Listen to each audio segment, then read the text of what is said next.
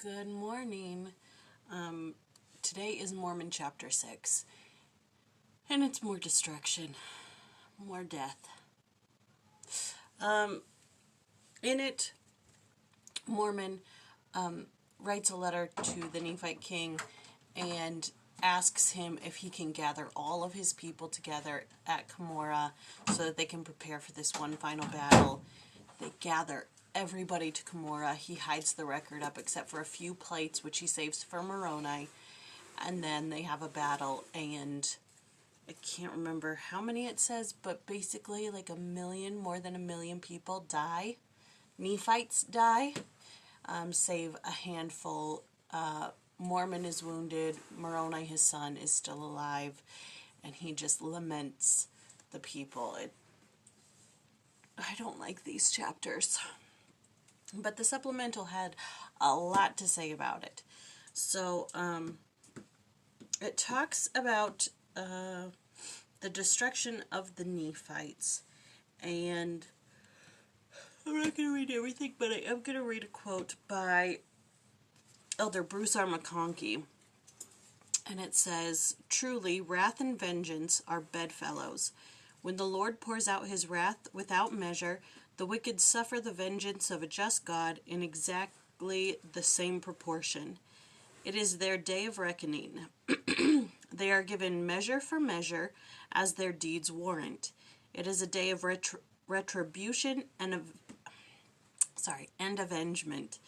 It is the day when the Lord shall come in recompense unto every man according to his work, and measure to every man according to the measure which he has measured to his fellow man."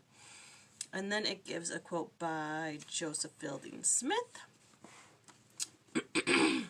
So it says, "How can we as modern readers maximize the benefit to ourselves and our families from such tragic scenes unfolding before us on this stage of life?" President Joseph Fielding Smith answers this question in candid terms. Hey, What? let's take the bath in the deep. Okay, we'll do it later, okay? "So far as this land is concerned, the Lord has said that no people can dwell upon it without destruction coming to them if they permit themselves to turn from the living God, and this destruction will come when their hearts are filled with wickedness and their cup of iniquity is overflowing." Sounds like today. "They must serve him. They will have to keep his commandments. At least they will have to have some semblance of righteousness, or when the fullness of wickedness comes, he certainly will remove them. That has been done in the past. It occurred as recorded in the Book of Mormon, with two nations that were swept off the face of this land, and according to the revelations given through the prophet Joseph Smith, with one other nation, or perhaps more than one nation before that time, for the Lord swept the people from the face of the earth by the flood.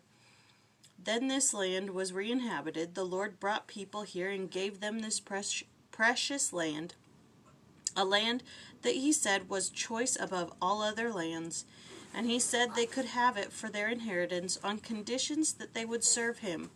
But when they turned from him and became wicked, they were destroyed. Other nations came with like instructions, and when their cup of iniquity was full, they too were destroyed. This warning has gone out to the people dwelling in this land today, that unless they keep the commandments of God, like destruction will eventually overtake them. And when the Lord says of this land, and what the Lord says of this land is also true in a large measure of other lands. History records the rise and downfall of nations. We have before us the history of Babylon, of Assyria, of Egypt, of Rome, and other nations." Will you please go close the door? Okay. "We have before us, and other nations. Why were they destroyed? Because they refused to hearken to the spirit of truth, to the voice of righteousness, and to walk in that spirit before the Lord. In the days of their iniquity, trouble came upon them, and the Lord's anger was kindled against them, and they fell from their high and exalted positions." So, the beginning portion sounded a lot like our nation sounds today. Iniquity abounding. You know, just the cup of wickedness is full and it seems like it's overflowing. But I try to keep the hope that more than half the nation is some sort of religious, you know, person. Like, I try to keep the hope that at least half the nation believes in God, you know, and tries to keep his commandments. That's the hope that I have. Let me close the door.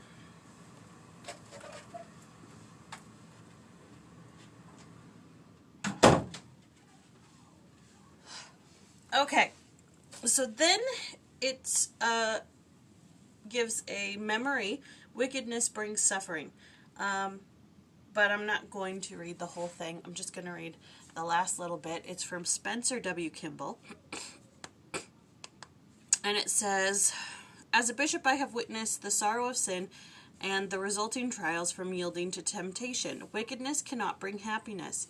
President Spencer W. Kimball explains that when the law is broken, there are inevitable consequences. And so he gives this quote, but this is the part I'm going to read. Every soul must stand trial and pay the uttermost farthing in one way or another. Escape from the consequences of acts of free agency is an impossibility. No one, however clever, bypasses the due reward of our deeds. There are dark, deep corners, locked rooms, isolated spots, but no act, good or bad, no thought, ugly or beautiful, ever escapes being seen or heard. Everyone will make the imprint on the individual and be recorded, to be met and paid for. Hence, one only deceives himself to think he is getting by with anything improper. Sin brings unhappiness. Righteousness brings joy.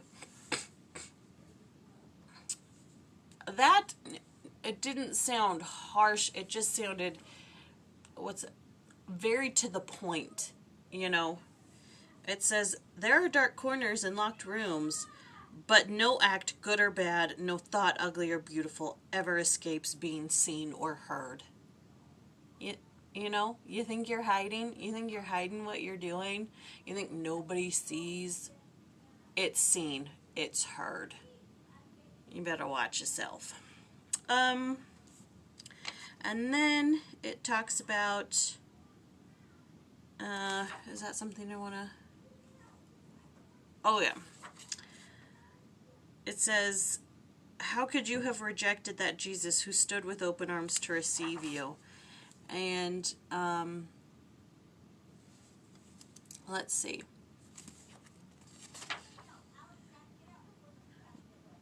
It says, Mormon, though himself wounded, is able to record his anguish at the utter annihilation of his people.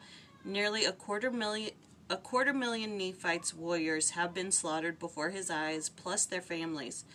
Only a handful of others, including his son Moroni, remain alive. What agony and torment would consume the heart at such a scene? What a striking configuration of the consequences of sin. What an unforgettable lesson in the justice and judgments of God upon faithless and irredeemable souls who willfully reject the gospel of Jesus Christ. What is the antidote of such a fate? What is the power of deliverance that will spare us a similar outcome? And the following illustration provides the beginning of the answer. And he tells a memory of the safety knot. And he says when he was a Boy Scout, his Boy Scout leader taught them the one-handed bow line. He says, okay, you're standing on a cliff and somebody above you throws down a rope and says, tie it around yourself and I'll pull you up. What knot do you tie? And they say, the one-handed bow line. And it says, because you have it tied in place, it won't slip and crush you under your own weight and let you drop. And so then, so that's just the illustration of the...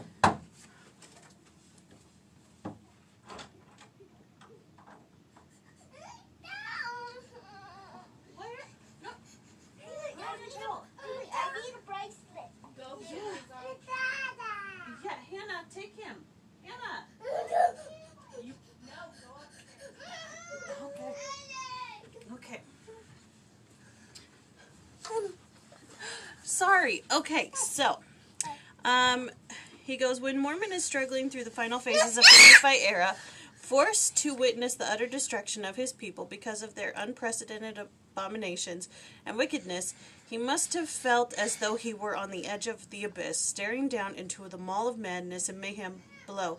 How did he endure and survive through that period, which was one complete revolution throughout all the face of the land? It says, where does it say? Okay, the record outlines the nature of his safety knot, and then it gives a list. So he had gratitude, charity, humility, valor, prayerfulness, compassion, higher perspective, don't take your towel off, devotion to the cause, and faithfulness. Do not take, oh, you want your arms out? Okay. Okay. Okay, so those are the things, and they each have a little thing that goes along, goes along with them, but I'm not going to read them. And then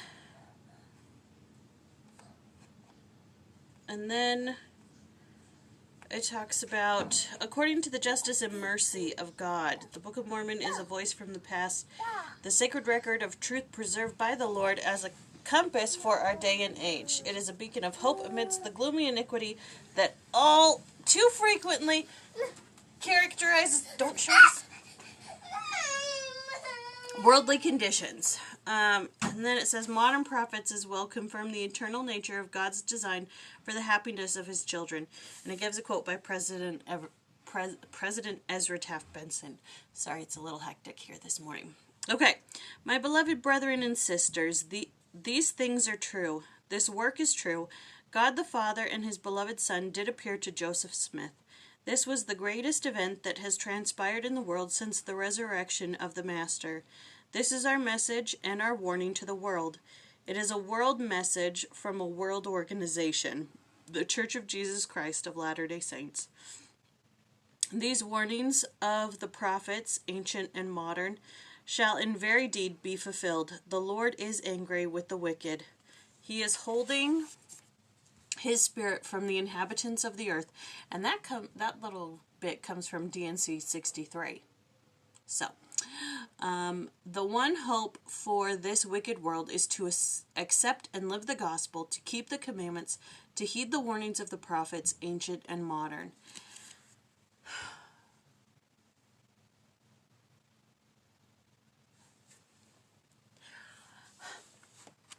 Like, you just worry. You worry so much. And, you know, it's, I don't know. It's, you know what I'm saying. You know what I'm saying. It's scary, but you have to hold on to the hope that at least half of America is some sort of God-fearing people. You have to. You know, you just have to. Because if not, we're going down. We're going down big time.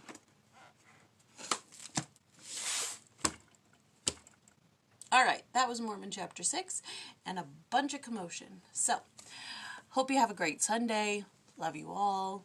Talk to you later.